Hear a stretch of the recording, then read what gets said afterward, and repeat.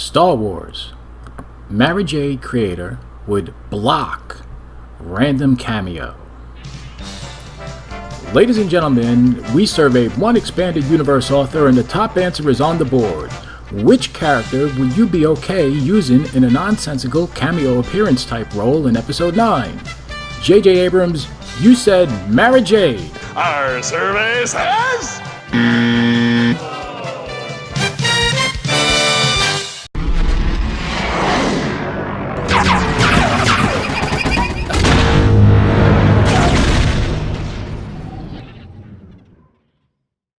How's it going, everybody? This is Phil. So, this is a potential monkey wrench. This is an article about expanded universe author and creator of the beloved character Mara Jade, Timothy Zahn, which goes into the power he apparently can exercise as a creator if he doesn't approve of the way his character could be used in any of the upcoming movies. And as you can see, this article can be found on Screen Rant, and the author is Robin Burks. So let's get started, shall we?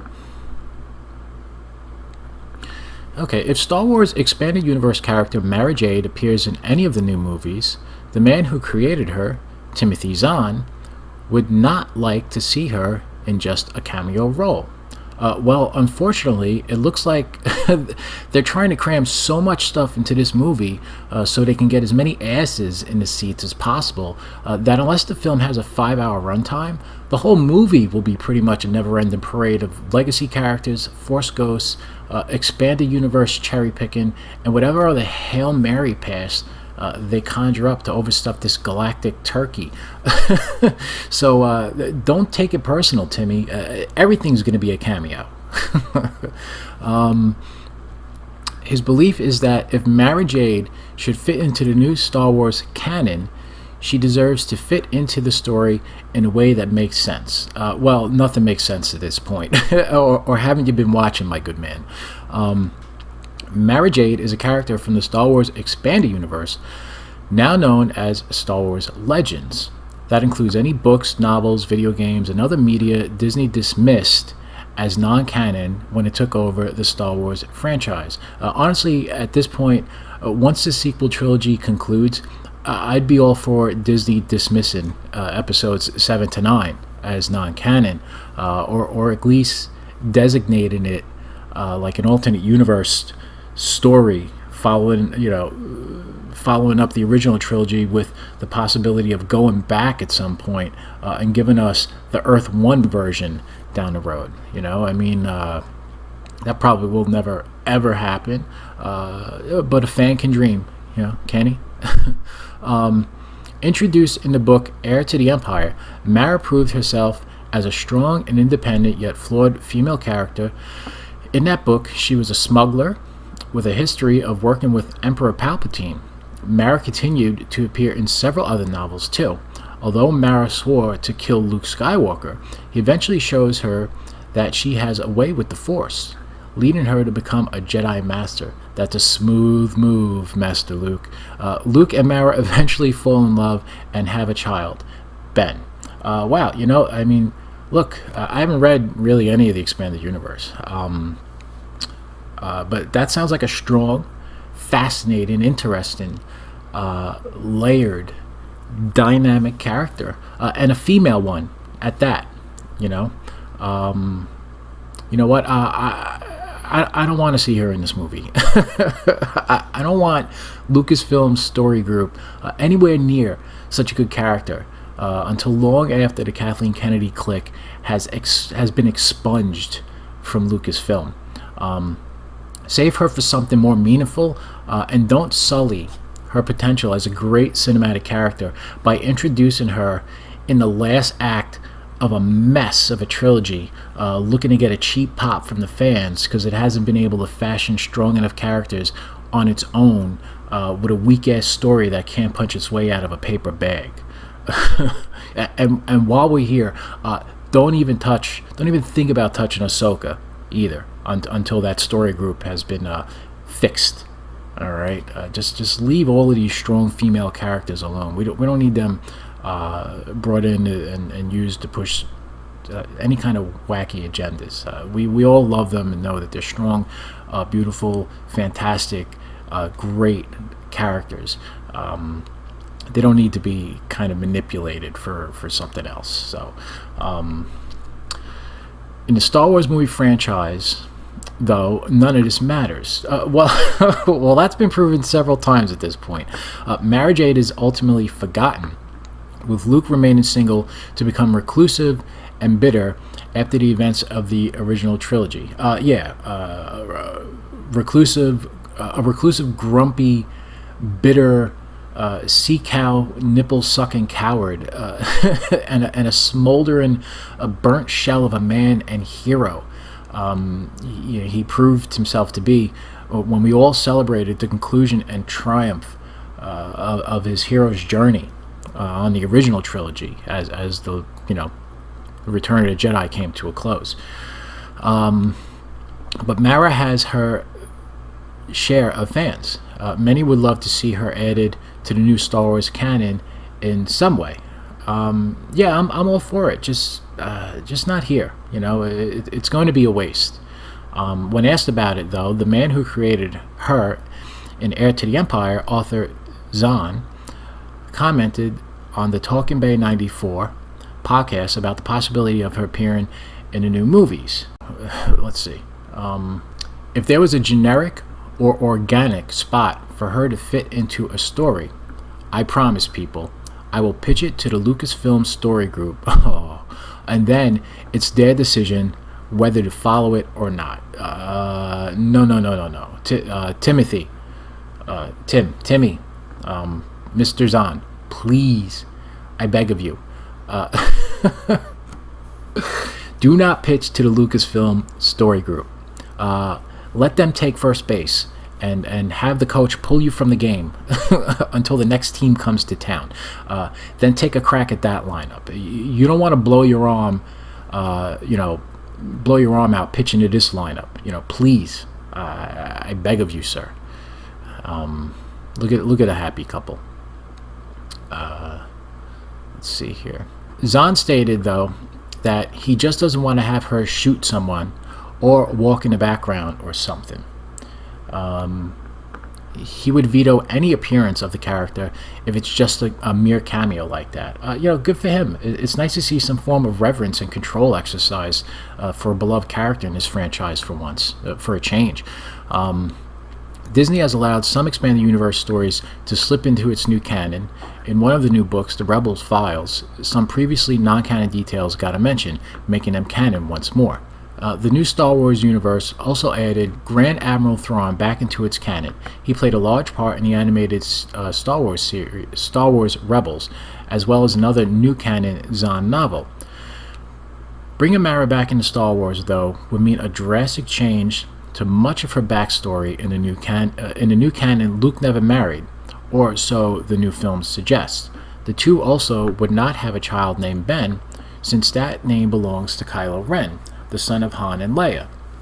Fans might love to see Mara in the new universe, but it's unclear if they would want to see her in such an altered way.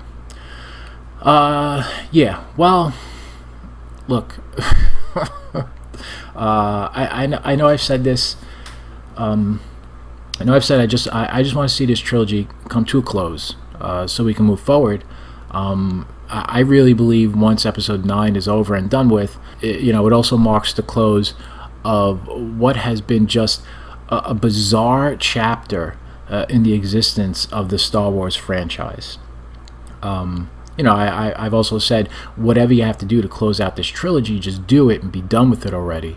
We know this will be the last time we see Billy D on screen as Lando. So I'm at peace with that, in a sense. But really, this is just a major mess of a third movie grasping at any straw it can to try and piece together some semblance of a universally satisfying film. How much shit and how many characters need to be trotted out and dragged down into the muck and mire of this trilogy before the end credits finally roll? Like I said, if someone if somehow Lucasfilm decanonizes or Earth 2s this trilogy, then have at it. Do whatever you want. But if the characters are dramatically altered to where they've done a complete disservice just to fit the needs of a story, then I say create a new character and let that serve its purpose for the narrative of the story you're trying to tell. Just because you can't come up with something better, it doesn't mean you should just continue to pillage wonderfully established and beloved characters, resulting in further fan dissatisfaction. I mean, what the hell is with that story group? What are they getting paid for anyway? Stop with the L337s and the stupid Therm scissor punches, and find some inspiration from all the expanded universe material and concoct an homage type character that serves the story's purpose and spares the other well-known fan favorite characters the fate of being tossed into Dante's darkest pit. So and look, as far as Luke and Mara Jade having a relationship and the way that plays out, it would be really interesting actually if Rey actually is a nobody, and they play off of that, and in a great twist, Kylo Ren as Ben actually is the son of Luke and Mara, and was given to Leia and Han to be surrogate parents as Luke went off on missions and to restart the Jedi Order, and then assume the role of Uncle Luke. That would be kind of an interesting twist, and the Star Wars universe is known for these types of twists, and listen, the Skywalkers are messed up anyway as a family, so I wouldn't put it past that being some kind of a wacky thing to happen. I mean, it does kind of fix the idea that Han ended up being a deadbeat dad because he really didn't leave his son behind. Maybe the stress of looking after Kylo Ren, for Luke, created some kind of a rift between Leia and Han, and that's why he kind of left town.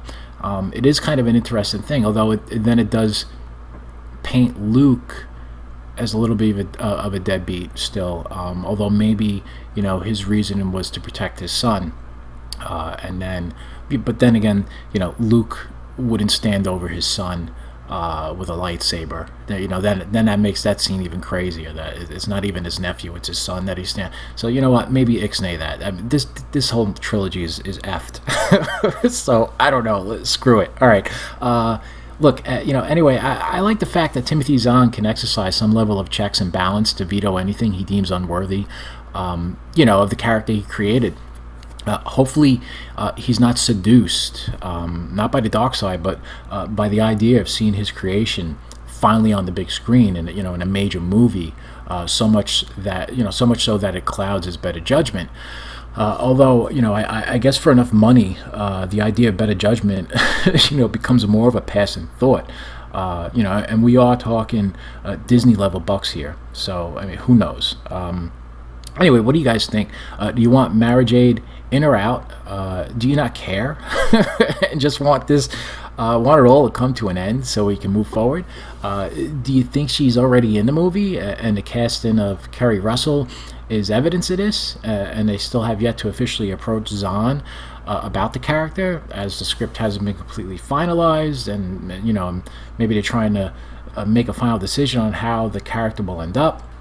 There's a lot of variables to consider. I did read that Grand Admiral Thrawn, which is a character who was also created by Timothy Zahn, that character being used in Rebels, was not brought to Timothy's attention by Dave Filoni until close to the end of the production of those episodes. So it is possible he hasn't officially been contacted by Lucasfilm at this point in regards to the use of Mara Jade for Episode 9. Who knows? It's all supposition at this point. Okay, well, that's it for now, guys. As always, thanks for watching, and if you like this video, please give it a thumbs up and feel free to comment down below. And if this is your first time here, then please consider subscribing. I promise it's totally free, and if you give that little bell a click, that little bell button, give it a click, and you'll be notified the next time a video goes up, and that's completely free of charge as well. What a bargain. So I hope you all enjoyed the rest of your day, whatever part of your day it may be. And until next time, be happy, be safe, be healthy. Talk to you soon, guys. Have a great night. Bye-bye.